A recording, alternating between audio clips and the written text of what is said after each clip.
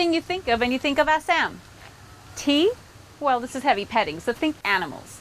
So now what is the first thing you think of when you think of Assam? Elephants, that's right. And my trip to Assam just wouldn't be complete without visiting these majestic creatures. And you're coming along with me too.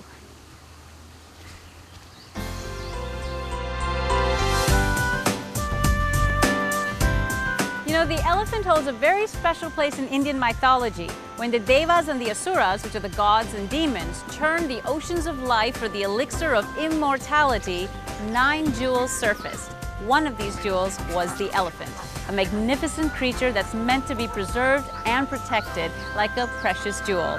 Well, I'm going to meet a couple of these precious creatures on Kaushik Barua's farm today, and I am so excited. Oh my goodness. Oh my goodness. Happy birthday to me.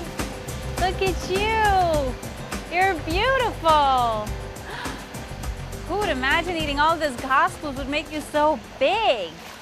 Oh, I just want to hug you and take you home. Goodness, you're beautiful. Yeah, you're beautiful too, Bahadur. Wow.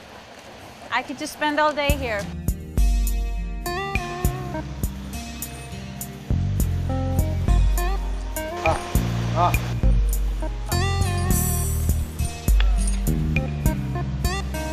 It is a great pleasure that I introduce you to Kaushik Barua, who is Elephant Man to me. Hi, Kaushik. Hello.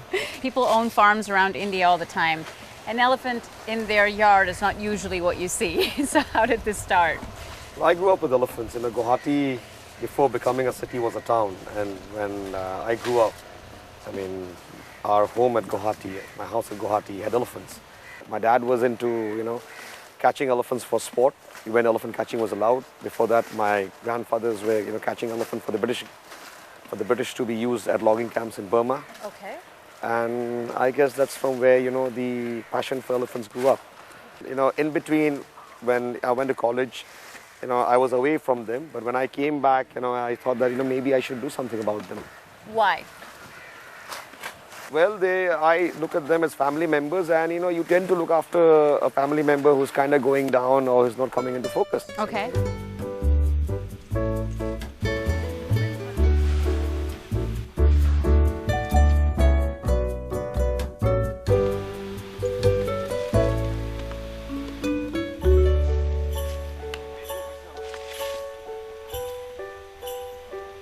When I came back, my studies were over when I joined business. And as I was being with the elephants, whenever there was a work site away from Guwahati, I used to take the elephants there, be with them. Suddenly it gave me the idea that why don't I do something for the wild elephants using my domestic elephants, my captive elephants. Wrong word domestic, it should be captive, okay? It should be captive elephants. So what I did was, I used my captive elephants and enrolled them into a Kunki program.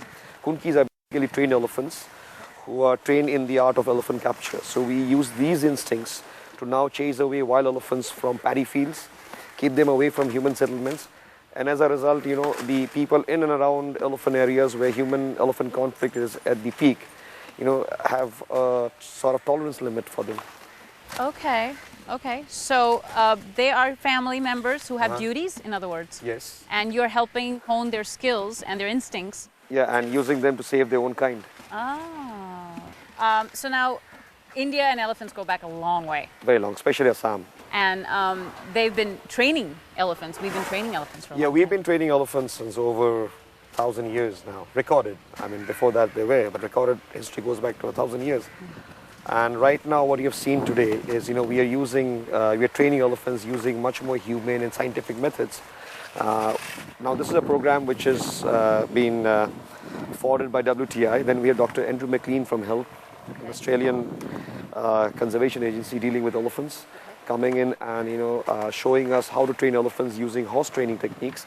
It's a method using positive and negative restraint, and the good thing, it's worked for us. I mean, we don't need to go into a traditional way of breaking the elephant, which was quite harsh and tedious for the elephant. Right.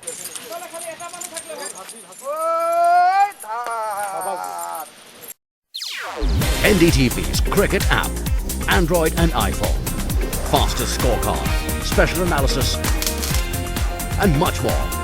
Download free ndtv.com/apps.